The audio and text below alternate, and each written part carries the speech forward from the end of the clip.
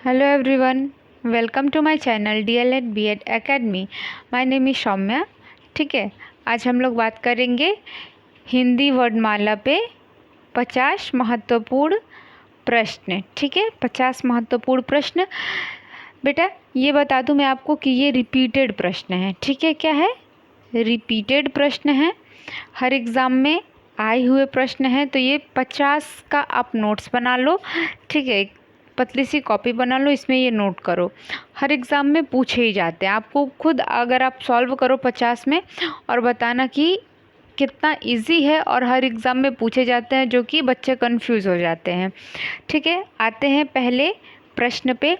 निम्नलिखित में से कौन वर्ण अंतस्थ नहीं है? आपको अगर नहीं है और है, ठीक है, ये पूछ दे, इस पे बहुत ज़्यादा केयरफुली मतलब क्वेश्चन को रीड करना चाहिए, क्योंकि अक्सर हम कंफ्यूज हो जाते हैं कि निम्नलिखित में से कौन सा वर्ड अंतस्थ नहीं है की जगह हम नहीं को हटा देते हैं और फिर पढ़ देते हैं कि अंतस्थ व्यंजन है। तो आपको पता है कि अंतस्थ व्यंजन कौन कौन से होते हैं? य, र, ल और व। ये चारों क्या हैं? अंतस्थ व्यंजन कितने होते हैं? 4 होते हैं। तो य, र, ल, व 4 हो गए, और ये चारों अंतस्थ व्यंजन है। क्या है? ये चारों अंतस्थ व्यंजन है। इसमें से बचा क्या है? ह जो है हमारा अंतस्थ व्यंजन नहीं है, तो इसका राइट आंसर ह हो जाएगा। ठीक है, आते हैं दूसरे पे। य, र, ल, व व्यंजनों में कौन सा कहते हैं? स्पर्श व्यंजन कहते हैं। ठीक है, या फिर अंतस्थ व्यंजन या फिर ऊष्म व्यंजन, उपरोक्त में से कोई नहीं। तो आपको अभी मैंने बताया य, र, ल, व क्या है? अंतस्थ व्यंजन है। तो इसमें से दूसरा जो है हमारा करेक्ट हो जाएगा। फिर आते हैं तीसरे पे। ठीक है, हिंदी वर्णमाला में ऊष्म व्यंजन कौन से हैं? ठीक है, कौन से होते हैं? तो ऊष्म व्यंजन किसे कहते हैं? जो ऊष्म मतलब क्या होता है? गरम। ठीक है, हाँ, तो जो हमारे मुंह में गर्मी पैदा करे उसे हम क्या कहते हैं? ऊष्म व्यंजन कहते हैं। ठीक है, तो ऊष्म व्यंजन कितने होते हैं? 4 होते हैं। कौन कौन से होते हैं? श, षटकोण वाला श, फिर सड़क वाला स, फिर ह। ऊष्म व्यंजन भी हमारे 4 होते हैं, अंतस्थ व्यंजन भी हमारे 4 होते हैं। 2 तो आपको क्लियर हो गया और याद भी हो गया। अंतस्थ व्यंजन य, र, ल, व होते हैं, और ऊष्म व्यंजन श, श, ह होते हैं। ठीक है, फिर आते हैं चौथे प्रश्न पे। हिंदी के जिन वर्णों का उच्चारण करते समय केवल सांस का प्रयोग किया जाए उन वर्णों को क्या कहते हैं? अघोष कहते हैं, सघोष कहते हैं, अल्पप्राण या फिर महाप्राण। तो आपको बता दें, ये वेरी इंपॉर्टेंट क्वेश्चन में से यहाँ पे जितने भी क्वेश्चंस मैं लिखी हूँ, तो ये सारा का सारा हर एग्ज़ाम में अक्सर पूछे जाते हैं, इसलिए मैं आपके एग्ज़ाम के हिसाब से ये सारे क्वेश्चंस लेके आई हूँ। इसमें से कोई एक भी ऐसा क्वेश्चंस नहीं है जो मैं बिना किसी एग्ज़ाम में आए हुए पढ़ा रही हूँ। तो यहाँ पे हमारा करेक्ट आंसर क्या हो जाएगा? अघोष हो जाएगा। क्यों? क्योंकि अघोष केवल हम श्वास का प्रयोग करते हैं। अघोष में हम केवल क्या करते हैं? श्वास का प्रयोग करते हैं। ठीक है, आपसे पूछ दे कि अघोष किसे कहते हैं, तो आप क्या कहोगे? जिन वर्णों का उच्चारण करते समय केवल श्वास का प्रयोग किया जाए उन वर्णों को हम क्या कहते हैं? अघोष। अघोष में केवल क्या हम करते हैं? सांस का प्रयोग करते हैं। ठीक है, आते हैं 5वें प्रश्न पे। प्रयत्न के आधार पर, ठीक है, क्या लिखा है? प्रयत्न के आधार पर ल वर्ण किस प्रकार की ध्वनि है? उच्छिप्त ध्वनि है, प्रकंपित है, पार्श्विक है, या फिर इनमें से कोई नहीं। तो प्रयत्न के आधार पर यहाँ पे क्या पूछा है? प्रयत्न के आधार पर ल जो है किस प्रकार का वर्ण है? तो आपको बता दें, ल जो है ये पार्श्विक वर्ण है। ल क्या है? पार्श्विक वर्ण है। ठीक है, तो तीसरा जो है राइट ऑप्शन हो जाएगा। आते हैं छठे प्रश्न पे। निम्नलिखित में से कौन प्रश्रव स्वर हैं? अ, ढ और ब जो है ये प्रश्रव स्वर नहीं है, तो हमारा राइट आंसर क्या हो जाएगा? आ जो है वो प्रश्रव स्वर है। ठीक है, आते हैं सातवें प्रश्न पे। निम्नलिखित में से ओष्ठ ध्वनि नहीं है। ओष्ठ ध्वनि नहीं है पूछा है। हाँ, तो फ जो है, फ, म और प, ठीक है, ये क्या है? ओष्ठ ध्वनि हो गए। और इसमें से बचा क्या? च। च जो है हमारा कौन सा ध्वनि है? ये तालु या फिर तालव्य। हाँ, जैसे आपको मैं बता दूं, क, ख, ग, घ, अंग। ठीक है, क, ख, ग, घ, अंग ये जो है ये कंठ। ठीक है, कंठ ध्वनियाँ हैं। हाँ, फिर च, छ, ज, झ, इ, ये क्या है? ये हमारा तालु है। ठीक है, तालु से तालु तक ध्वनि है। तो च जो है हमारा ओष्ठ ध्वनि नहीं है। ठीक है, क्या है? तालव्य। अब आते हैं आठवें प्रश्न पे। निम्न में से कौन सा व्यंजन पार्श्विक है? पार्श्विक है, तो ल जो है हमारा पार्श्विक व्यंजन है। क्वेश्चंस को हमेशा क्या किया है, कभी कभी घुमा के पूछ देता है। तो ल जो है हमारा क्या है? पार्श्विक व्यंजन है। ठीक है, फिर आते हैं 9 क्वेश्चन पे। हिंदी तालव्य ध्वनियाँ हैं जिसका जैसे उच्चारण स्थान तालु से हो। ठीक है, तो छ, छ, ज और झ जो है क्या है? ये तालव्य हैं। अभी मैंने आपको बताया ना, तालव्य ध्वनियाँ हैं च, छ, ज और झ। ठीक है, और ये क, ख, ग, घ क्या है? कंठ।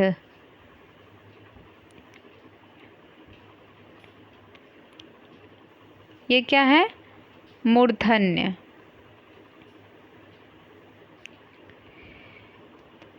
और ये क्या है? तथ तथ दंत। ठीक है, हो गया आपका क्लियर।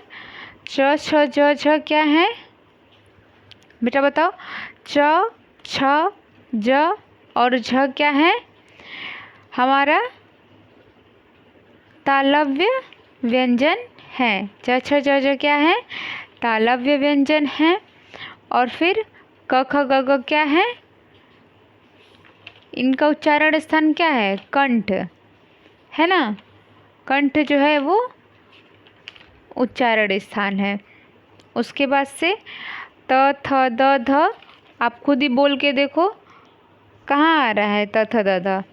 तो ये हमारा दंत पे आ रहा है। ठीक है, और उसके बाद ट, ठ, ड, ढ बोलने पे क्या हो रहा है? मुड़ रहा है।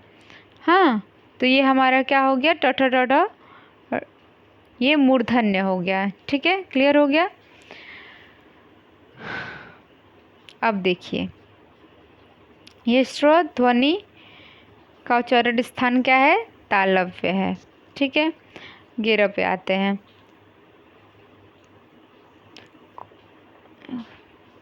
कौन सी ध्वनि अल्प प्राण है? अल्प प्राण बताना है। तो त जो है हमारा अल्प प्राण है। और फिर देख लेते हैं ध। ठीक है, क्या इसमें वो पूछा है? ध, थ और फ। ठीक है, ध, थ और फ ये हमारा महाप्राण है। क्या है? महाप्राण।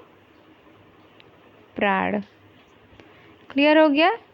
त जो है ये अल्प प्राण है और ये तीनों ये त अल्प प्राण है, ठीक है। फिर उसके बाद से ये थ, ध और फ जो है क्या है, महाप्राण है। लिख लीजिए कहीं, महाप्राण है।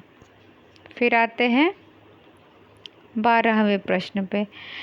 निम्नलिखित वर्गों में से कौन सा वर्ग मूर्धन्य ध्वनियों का है? तो मैंने आपको बताया ना, मूर्ता कहाँ है, आपको मैंने पहले ही बताया है। च छ ज छ क्या है, अभी आपने क्वेश्चन सॉल्व किया। च छ ज छ क्या है, आप एक बार रिपीट करो, कसम से बता रहे हैं कि आपको नहीं भूल लेगा ये। च छ ज छ क्या है, अभी आपने पढ़ा है, तो तालव्य है, ठीक है। फिर ये त थ द ध मैंने आपको बताया है, अभी बताया है, क्या है, दंत। उच्चारण स्थान क्या है, दंत, इसका तालव्य, ठीक है। फिर ये प फ ब भ का हम रुक के बताएंगे। पहले ये ट ठ ड ढ ड़ का क्या है, मूर्धन्य। यहाँ पे आप खुद बोल के देखो कि ट ठ ड ढ, ये बोलने पे हमारा जो ओठ है ये मुड़ रहा है कि नहीं मुड़ रहा है, मुड़ रहा है ना। ये ट ठ ड ढ बोलने पे क्या हो रहा है, ये हमारा ट बोल के देखो आप, हाँ ट बोल के देखो क्या हो रहा है, मुड़ रहा है। हाँ, तो ये क्या हो गया, मूर्धन्य ध्वनिया हो गया, ठीक है, क्लियर हो जाएगा। निम्नलिखित में से कौन सा दंतोष्ठ है? दंत, इसमें दंत भी आए हैं और ओष्ठ भी आए हैं, तो दंतोष्ठ दोनों को मिला के क्या हो गया, दंतोष्ठ। तो वह जो है हमारा दंतोष्ठ है, क्या है, दंतोष्ठ। फ जो है हमारा सिर्फ ओष्ठ है, ठीक है। म जो है हमारा सिर्फ म ओष्ठ है, ठीक है। तो यहाँ पे व जो है क्या हो गया, दंत व याद रखना, ये वेरी इंपॉर्टेंट में है। वह क्या है, दंतोष्ठ है, ठीक है। आते हैं 14वें प्रश्न पे। हिंदी के स्पर्श घोष महाप्राण दंत व्यंजन ध्वनियाँ हैं थ, ठीक है।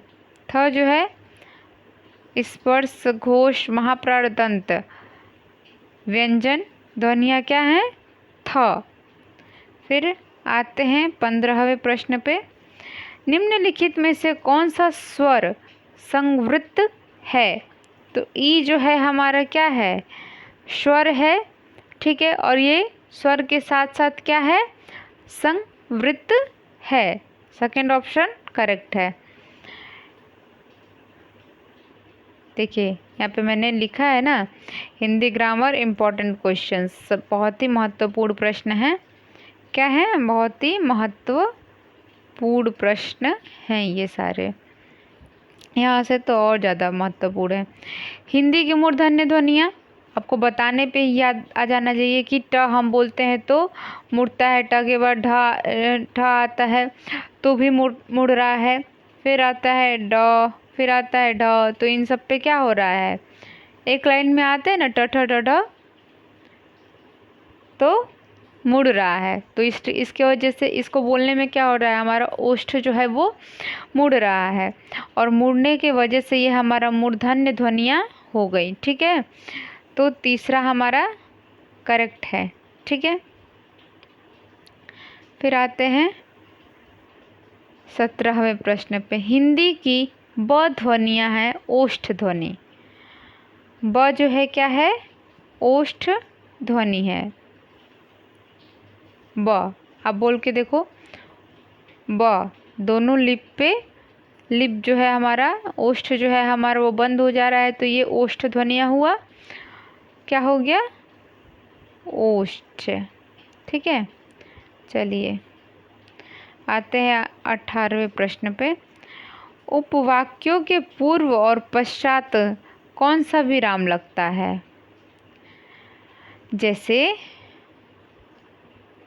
जैसे आप यहाँ पे लिखे वर्णमाला, ठीक है। फिर आप लिखेंगे स्वर, ठीक है, और व्यंजन। तो इसमें अल्प विराम जो है कहाँ लगेगा? वर्णमाला के बाद। वर्णमाला के बाद हमारा स्वर। और जैसे देखिए ये राम है, हाँ, फिर इसके बाद श्याम लिखेंगे तो क्या करेंगे हम? अल्प विराम लगा देंगे। राम के बाद क्या लिखना है? अगर हमें श्याम लिखना है तो अल्प विराम लगा देंगे। फिर इसके बाद गीता लिखना है तो फिर अल्प विराम लगा देंगे। तो वही ये बोला है, उपवाक्य के पूर्व और पश्चात कौन सा विराम लगता है? अल्प विराम लगता है, ठीक है। दूसरा सही हो जाएगा। फिर आते हैं 19वें पे। निम्नलिखित में से कौन सा अल्प विराम शब्द है? अल्प विराम का चिन्ह बताना है आपको। तो अल्प विराम हमारा इसे कहते हैं, ठीक है। इसको हम इंग्लिश में क्या कहते हैं? Full stop. ओके, क्या कहते हैं? Full stop. तो इसको हम हिंदी में क्या कहते हैं? अल्प विराम, ठीक है। किन ध्वनियों को अनुस्वार कहा जाता है? स्वर के बाद आने वाले नासिक ध्वनियों को, स्वतंत्र रूप से उच्चारित ध्वनियों को, व्यंजन के बाद आने वाले ध्वनियों को, स्वर एवं व्यंजन की संयुक्त ध्वनियों को। तो हम स्वर के बाद आने वाली नासिक ध्वनियों को हम क्या कहते हैं? अनुस्वार। अनुस्वार हम किसे कहते हैं? इसे। जैसे अगर ये रहता है कि जैसे अगर हम मान लीजिए अ लिख दिए, अ के बाद अगर हम ये लगा दिए तो इसी बिंदी को हम क्या कहते हैं? अनुस्वार कहते हैं, ठीक है। और ये किसका चिन्ह है? ये विसर्ग का चिन्ह है, ठीक है। अनुस्वार का चिन्ह ये है। आते हैं यहाँ पे, क्या हो गया? पहला सही है, ठीक है। फिर आते हैं 21वें प्रश्न पे। निम्नलिखित में से कौन सा शब्द अमात्रिक है? तो चटपट हमारा क्या है? अमात्रिक है। डाकघर हमारा नचना और कोलाहल, ये तीनों क्या है? अमात्रिक नहीं है। चटपट हमारा अमात्रिक है। चटपट हमारा क्या है? अमात्रिक शब्द है। चलिए 22वें प्रश्न पे। निम्न में से किसका चिन्ह जो है शून्य होता है? तो हमेशा याद रखना, लाखों का चिन्ह क्या होता है? शून्य होता है, ठीक है। दूसरा सही है। आते हैं 23वें प्रश्न पे। इत्यादि, ठीक है, संकेतक चिन्ह क्या है? आप ऐसे ऐसे इत्यादि में कर देते हो, हाँ। पहले हम लिखते हैं आदि, जैसे मान लीजिए कि कभी कभी हम कोई उदाहरण लिखते हैं, ठीक है, कि जैसे मान लीजिए बच्चों का नाम क्या क्या होता है? राम, श्याम, ठीक है, जो भी हो, गीता, तो ये सब जब हम बोलते हैं तो ये हम बोलते हैं कि आदि नाम होते हैं, ठीक है। कभी कभी हम आदि के बाद इत्यादि का प्रयोग करते हैं, ठीक है। तो इत्यादि का हम लिख देते हैं ऐसे ऐसे। इत्यादि का चिन्ह क्या हो गया? ऐसे ऐसे हो गया, ठीक है। ऐसे ऐसे ऐसे ऐसे ऐसे ऐसे, ये सब इत्यादि का चिन्ह है। इसी को हम इंग्लिश में क्या कहते हैं? एक्सेट्रा, ठीक है। ETC, एक्सेट्रा, ठीक है। इत्यादि संकेतक चिन्ह क्या है? ये पहला वाला, ठीक है। पहला जो है हमारा करेक्ट है। फिर आते हैं 24वें प्रश्न पे। निम्नलिखित में से दंत वर्ण कौन से हैं? त जो है हमारा त थ द ध, ये हमारा क्या है? दंत। पहले ही मैंने आपको बताया था, त थ, ये क्या है? दंत। फिर मैंने आपको बताया च, छ, ये सब कहाँ जाएंगे? तालव्य में। क ख ग घ कहाँ जाएगा? कंठ में। ये ग का उच्चारण स्थान क्या है? क ख ग कहाँ गया? कंठ में गया ग, तो तीसरा सही होगा। ठीक है, फिर आते हैं 26वें पे। माननीय श्री कामता प्रसाद ने विराम चिन्हों की संख्या को कितनी मानी है? 20 मानी है, हमेशा याद रखना। वेरी इंपॉर्टेंट है बेटा, ये क्या है? वेरी इंपॉर्टेंट क्वेश्चन में है, नोट डाउन कर लो कि श्री कामता प्रसाद ने विराम चिन्हों की संख्या कितनी मानी है। आप लोगों को कितनी बताई है? तो 20 बताई है। विराम चिन्हों की संख्या टोटल कितनी है? 20। विराम चिन्ह की संख्या टोटल 20 हो गई। ठीक है, आते हैं 27वें प्रश्न पे। हिंदी शब्द कोश के अनुसार संतान, सकल, सचल, सक्षम शब्दों का सही क्रम क्या है? पहले हम क्या लिखेंगे? सकल, फिर च, ठीक है, फिर त, फिर छ। अब मैं आपको बता दूं कि यहाँ पे जैसे कैसे क्रम वाइज ये क्रम रूप से कैसे लिखा गया है। जैसे देखिए, स तो सब में कॉमन है। ठीक है, स जो है संतान में भी पहले क्या आया है? स आया है। सकल में भी पहले स आया, सचल में भी और सक्षम में भी। ठीक है, तो पहले स आया है तो स लिख दिए। उसके बाद पहले त आएगा, त से पहले क्या आएगा? क आएगा। ठीक है, तो यहाँ पे हो गया दूसरे में क। ठीक है, उसके बाद फिर ल लिख देंगे। ठीक है, उसके बाद देखिए आप, स तो सब में कॉमन है, पहले स लिख दिए। क के बाद दूसरा वर्ड देखिए, क के बाद क्या आ रहा है? च आ रहा है। त तो आ नहीं रहा है, फिर आपने स च ल लिख दिया। ठीक है, ठीक, फिर आपका स है और त जो है ये च के बाद आएगा, तो ये तीसरा पे चला गया। तो ऐसे है जो हमारा क्रमबद्ध हुआ है। सकल, इसीलिए पहले सकल जो है ये पहले नंबर पे आया है, ये दूसरे नंबर पे आया, ये संतान तीसरे नंबर पे, और छ के वजह से सक्षम जो है वो चौथे नंबर पे आया है। तो इसका क्रम से रूप जो है निर्धारित किया गया है। आते हैं 28वें प्रश्न पे। विस्मयादि बोधक चिन्ह का प्रयोग कहाँ किया जाता है? देखिए, विस्मयादि बोधक का हम सबसे शॉर्ट ट्रिक आपको बता दें कि जब हमें कहीं आश्चर्यचकित होता है तो हम क्या करते हैं? कौन से चिन्ह का प्रयोग करते हैं? विस्मयादि बोधक का।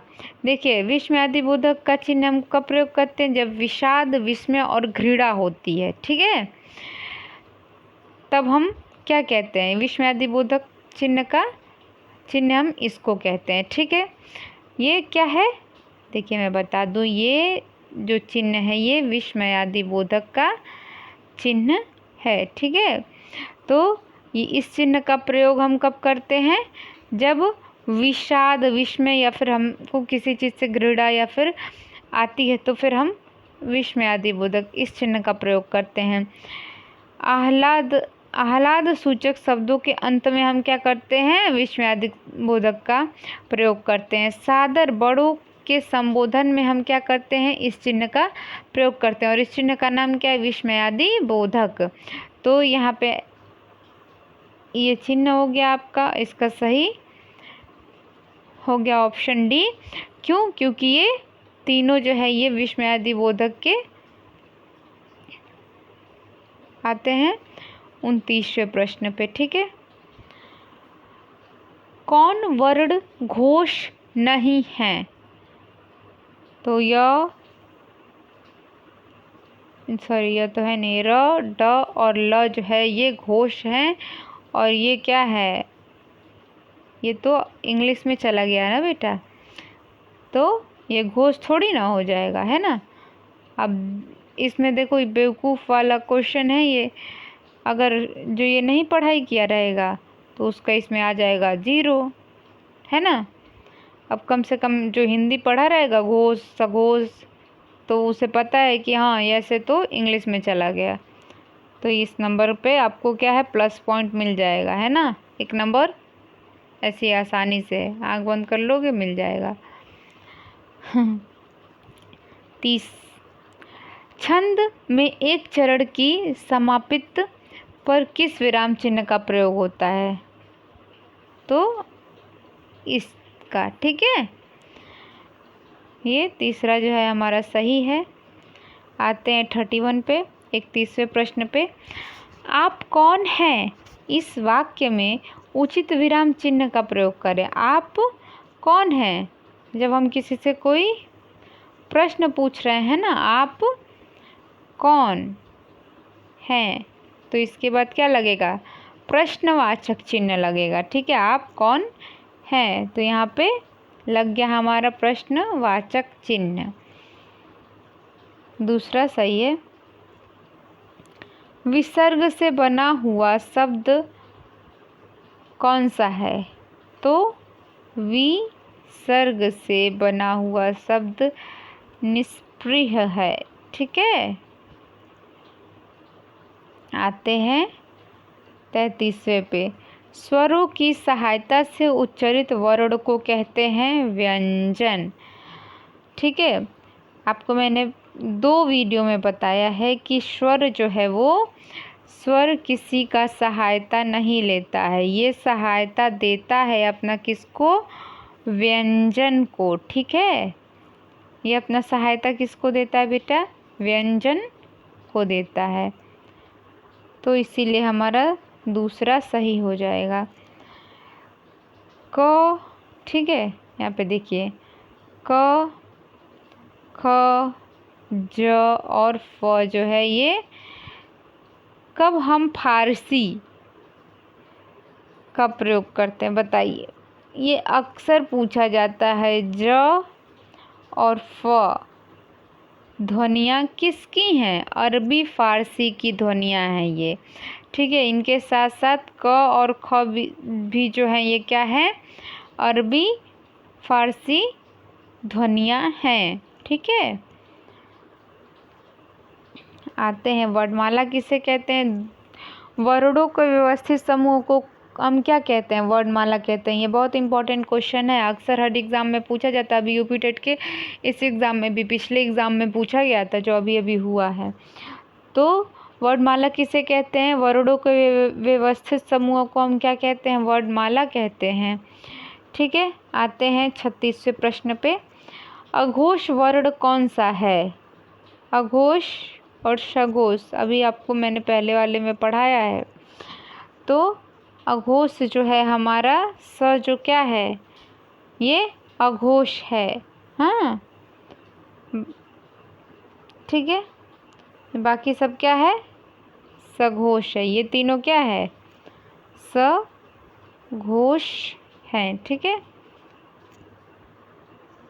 आते हैं 37वें प्रश्न पे। निम्न में से ओ का उच्चारण स्थान कौन सा है, ये ओ जो है ये कंठ ओष्ठ है, कंठ ओष्ठ ध्वनि है ओ, ठीक है। ओ क्या है, कंठोष्ठ ध्वनि है। निम्नलिखित वाक्यों में से किस शब्द के द्वित्व व्यंजन ह है, तो दिल्ली का जो है द्वित्व व्यंजन क्या है, ह है, ठीक है, दिल्ली। महाप्राण ध्वनियाँ व्यंजन वर्ग से किससे संबंधित हैं, तो महाप्राण जो है, जैसे देखिए ये हो गया आपका क, ख, ग, घ,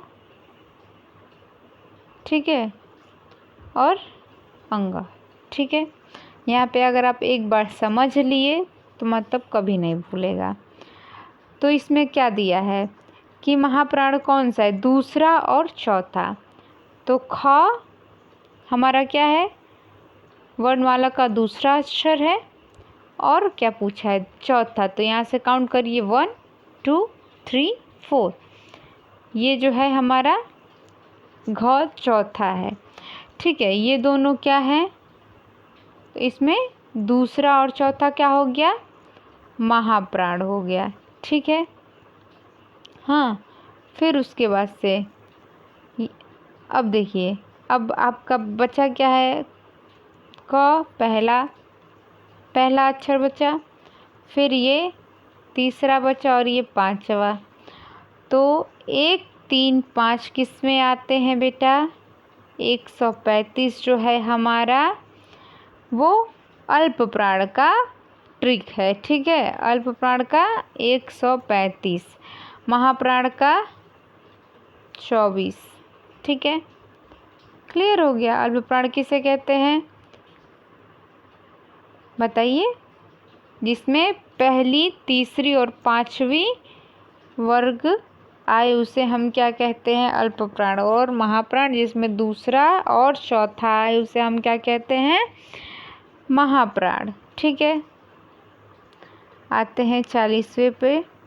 इनमें से कौन सा व्यंजन अल्प प्राण है, प जो है हमारा अल्प प्राण है। आप देख लेना, अल्प प्राण में ये 1, 3, 5 के बीच में आएगा, प कहाँ आएगा, पहले में ही आ जाएगा। चलिए, जिस वर्ण के उच्चारण में 3 गुना समय लगे उसे हम स्वर कहते हैं। जिन वर्णों के उच्चारण में 3 गुना समय लगे उसे हम क्या कहते हैं, प्लूत स्वर कहते हैं। ठीक है, ये गलत दे दिया है, स्वर में तो कोई समय नहीं लगता है, ह्रस्व स्वर में ये प्लूत स्वर है जिसमें 3 गुना समय लगता है। यहाँ स्वर के पहले आप प्लूत बना लीजिए। जिन वर्णों के उच्चारण में मुख से अधिक वायु 5 निकले उसे क्या कहते हैं, महाप्राण। 5 गुना अधिक निकले उसे हम महाप्राण। अधिक वायु, जैसे देखिए ख आप बोलेंगे, ख क्या है, दूसरा और चौथा जो होता है वो क्या है, महाप्राण है। तो महाप्राण जब हम बोलते हैं तो जो हमारा मुख से क्या निकलता है, अधिक वायु निकलता है। तो ख आप बोल के देखो, ख अधिक वायु निकल रहा है। क आप बोलोगे तो कम वायु निकलेगा। ख बोलोगे तो ज़्यादा वायु निकलेगा। घ बोलोगे तो ज़्यादा निकलेगा। ग बोलोगे तो कम निकलेगा। तो आप बोलो घ ज़्यादा वायु निकल रहा है, तो इसकी वजह से क्या है, ये महाप्राण है। आते हैं 43 पे। निम्न में से कौन अघोष वर्ण है, उपयुक्त सभी। क और ख क्या है, अघोष है। च और छ क्या है, अघोष है। ट जो है वो भी क्या है, अघोष है। तो ये सारा क्या हो गया, अघोष हो गया। ठीक है, तो यहाँ चौथा हमारा सही हो जाएगा। य, र, ल, व क्या है, अंतस्थ व्यंजन है, अल्प प्राण है या फिर संयुक्त व्यंजन है।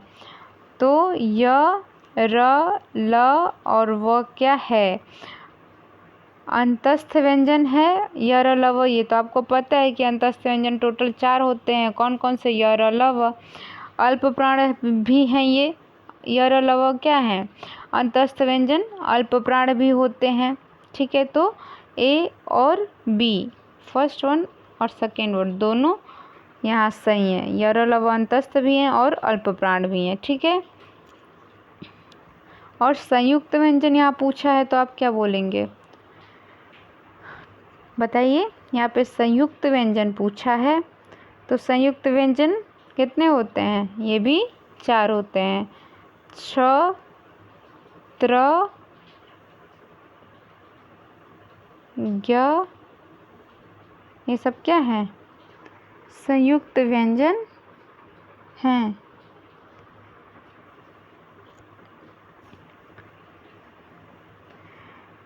हिंदी में व्यंजनों की संख्या कितनी है, ये बहुत ही इम्पोर्टेंट क्वेश्चन है। हिंदी में व्यंजनों की संख्या जो है हमारा 33 है। क्या है 33? व्यंजनों की संख्या। व्यंजनों की संख्या क्या है? 33। तो ये अक्सर पूछे जाते हैं, हिंदी में व्यंजनों की संख्या कितनी है? बताइए, हिंदी में व्यंजनों की संख्या कितनी है? 33। ठीक है, याद कर लीजिए, एकदम से इम्पोर्टेंट है बहुत। 46 में ट वर्ग का उच्चारण स्थान क्या है? मैंने आपको एक बार नहीं बताया, क से जब स्टार्टिंग हो, ठीक है। जैसे देखिए, क से हो क, ख, ग, घ, अंग, ये क्या हो गया? कंठ हो गया उच्चारण स्थान, ठीक है। फिर क, ख, ग, घ, फिर उसके बाद च, छ, ज, झ, तो ये तालु हो गया उच्चारण स्थान, ठीक है। फिर ट, ठ, ड, ढ, ठीक है। तो ट, ठ में क्या हो रहा है? ट में मुड़ रहा है तो मूर्धन्य हो गया, ठीक है।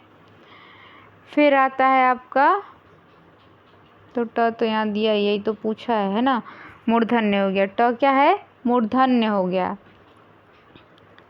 तो यहाँ पे दूसरा हमारा क्या हो गया? सही हो गया। तालु में कौन कौन सा आएगा?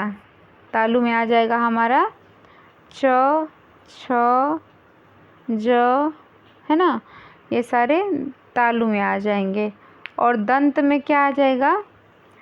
त, थ, द, ध, न, ठीक है। त, थ, द, ध, न, ये किस में आ रहा है? इसका त बोल के देखो कि वो दंत में आ रहा है कि नहीं आ रहा है। आ रहा है ना। ओष्ठ में क्या आ जाएगा? फ बोल के देखो, म बोल के देखो, कहाँ आ रहा है? ओष्ठ में आ रहा है, ठीक है। तो अब तो आपको क्लियर हो गया। तालु में च, छ आ जाएगा। मूर्धन्य में क्या आ जाएगा? ट, ठ, तो क्लियर हो गया। ओष्ठ में म आ रहा है ना ओष्ठ में, फ भी आ रहा है ओष्ठ में, है ना। चलिए, दंत में आपको क्लियर ही हो गया होगा कौन सा है दंत में। त, थ, द, आप इसे बोल के देखो कि आपके जो है दंत में, दांत में जो है ये टच हो रहा है, तो क्या हो गया? ये दंत उच्चारण स्थान क्या हो गया? त, थ, द, ध, न का उच्चारण स्थान दंत हो गया, ठीक है। तो यहाँ करेक्ट आंसर क्या होगा? ट जो है हमारा क्या है? मूर्धन्य है। ट का उच्चारण स्थान क्या है? मूर्धन्य है, ठीक है। ए और ए, ए और ए का उच्चारण स्थान क्या है? कंठ तालव्य है, दंत है, ओष्ठ है, या फिर कंठ ओष्ठ है? तो ये कंठ तालव्य हैं, ठीक है। ए और ए क्या है? कंठ तालव्य। तो यहाँ पे सही आंसर क्या हो जाएगा? First one. आते हैं 48 पे। भाषा की सबसे छोटी इकाई किसे कहते हैं? शब्द को कहते हैं, व्यंजन को कहते हैं, स्वर को कहते हैं, या फिर वर्ड और अक्षर को कहते हैं? तो भाषा की सबसे छोटी इकाई किसे कहते हैं? वर्ड और अक्षर को हम क्या कहते हैं? हमेशा याद रखना, वर्ड और अक्षर को हम क्या कहते हैं? भाषा की सबसे छोटी इकाई। एकदम क्लियर हो गया। भाषा की सबसे छोटी इकाई क्या है? वर्ड और अक्षर जो है वो भाषा की सबसे छोटी इकाई, ठीक है। भाषा को हम इंग्लिश में क्या कहते हैं? लैंग्वेज। और लैंग्वेज की सबसे छोटी इकाई क्या हो गया? वर्ड और अक्षर, ठीक है। फिर आते हैं यहाँ पे पंचमाक्षर। पंचमाक्षर किसे कहते हैं? तो क, ख, ग, घ, अंग, ये भी तो 5 है, लेकिन ये पंचमाक्षर नहीं है। च, छ, ज, झ, ये तो ऐसे ही 4 है, तो ये पंचमाक्षर नहीं है, ठीक है। ये क्या है? हमारा पंचमाक्षर है। आते हैं लास्ट क्वेश्चन पे। कमेंट करके बताइएगा कि किसका कितना सही हुआ, है ना। श्री कामता प्रसाद जी के अनुसार विराम चिन्हों को किस भाषा से लिया गया है? तो विराम चिन्हों को अंग्रेजी भाषा से लिया गया है, ठीक है। अब देखिए ये वेरी इम्पोर्टेंट में चला गया। किसने कहा है? श्री कामता प्रसाद जी के अनुसार। किसके अनुसार? श्री कामता प्रसाद जी के अनुसार विराम चिन्हों को किस भाषा से लिया गया है? तो अंग्रेजी भाषा से लिया गया है, ठीक है। अंग्रेजी भाषा से लिया गया है। एक बार पढ़ लीजिए फिर से। श्री कामता प्रसाद जी के अनुसार विराम चिन्हों को किस भाषा से लिया गया है? तो अंग्रेजी भाषा से लिया गया है। आते एक और क्वेश्चन देख लो, यही लास्ट है। निम्न में से कौन सा पुल्लिंग नहीं है? पीपल, अस्त्र, लड़कपन, हीरा और यमुना, ठीक है। तो आपको बता दे, यमुना अगर किसी नदी का नाम पूछ दे तो नदियों का नाम किस में आता है? पुल्लिंग में आता है, ठीक है। अगर कोई भी नदी का नाम, जैसे मान लीजिए यमुना पूछ दिया, गंगा पूछ दिया, ब्रह्मपुत्र पूछ दिया या फिर गंगोत्री पूछ दिया, ये सारी नदियों का नाम है, तो नदियों का नाम किस में आता है? पुल्लिंग में आता है। हाँ, लिख लीजिए कहीं, नदियों का नाम, सारे नदियों का नाम क्या है? पुल्लिंग में आता है, ठीक है। आपसे कोई भी नदी, ठीक है, कोई भी नदी का नाम पूछ दे तो वो सारे किस में आएंगे? पुल्लिंग में। स्त्रीलिंग में किसी भी नदी का नाम नहीं आ जाएगा। जैसे अगर आपको लगे कि हाँ गंगा हो गया, तो अरे भाई क्या पता गंगा लड़की का नाम है, तो लड़की के नाम की वजह से आप कहीं उसको स्त्रीलिंग में ना टच कर दे, ठीक है। तो आपका एक नंबर पहले ही चला जाएगा, है ना। तो फिर नदियों का नाम लिख लीजिए। नदियों का नाम हमेशा क्या होता है? पुल्लिंग होता है, ठीक है। फिर देख लें, पीपल, अस्त्र, लड़कपन और हीरा, ये चारों क्या हैं? स्त्रीलिंग है, स्त्रीलिंग है, ठीक है। पीतल, अस्त्र, लड़कपन, हीरा, ठीक है, ये क्या है? स्त्रीलिंग है, ठीक है। आपको यहाँ पे मैंने इम्पोर्टेंट बता ही दिया है ना, बता दिया है ना, ठीक है। यहाँ पे मैं एक बार यही कहूँगी कि यमुना का आप लोग लिख लीजिए। नदियों का नाम क्या होता है? देखिए मैं लिख दे रही हूँ। नदियों का नाम हमेशा, नदियों का नाम हमेशा क्या होता है? पुल्लिंग होता है। अब मैं आपको बता दूँ, आपने पढ़ लिया कि यमुना जो है वो नदियों का नाम है, ठीक है, तो इसके वजह से वो क्या है? पुल्लिंग है, ठीक है। तो अब आप लोग बताइए कमेंट में कि अगला टॉपिक आप लोग क्या पढ़ना चाहते हैं। आज का जो है वो बहुत इम्पॉर्टेंट में जाएगा। आप हर एग्ज़ाम पेपर उठा के देख लो हिंदी का कि ये सारे क्वेश्चंस कहीं ना कहीं मतलब 4-5 तो पूछे ही जाते हैं, क्योंकि ये पूरे हिंदी से मैं मिला के लाई थी ना। कहीं वर्णमाला, कहीं स्वर, अनुस्वार, ये सारे इसमें पूछे गए हैं, ठीक है। कामता प्रसाद ने विराम चिन्ह किस भाषा से लिया है? अगर आपसे पूछे तो आप क्या बोलोगे? अंग्रेजी भाषा से लिया है, ठीक है। कहाँ से लिया है? अंग्रेजी भाषा से लिया है ना। किसने? श्री कामता प्रसाद।